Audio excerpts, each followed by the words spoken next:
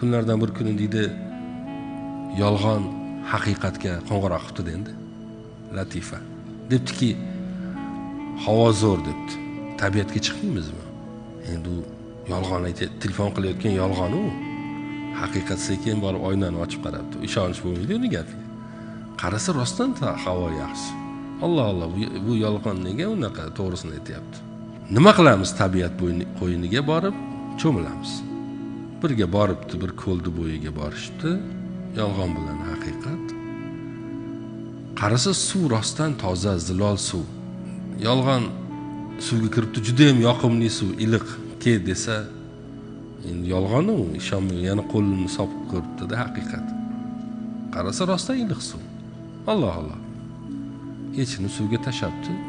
Maza qilib suzibni qarasa, yolg'on haqiqatni kiyimlarini olib qochib ketgan ekan. O'shandan beri haqiqat yalang'och qolib ketgan ekan. Va aytishadiki, bu tabiiy bir latifada, ammo haqiqat bilan nimasi shu? O'shandan beri deyshadi, yolg'on haqiqatni kiyimlari bilan odamlarni ko'ziga ko'rinar ekan. Rost bo'lib, bizni chalg'itayotgan udir. Haqiqatni liboslaridagi yolg'ondir bu dunyoda.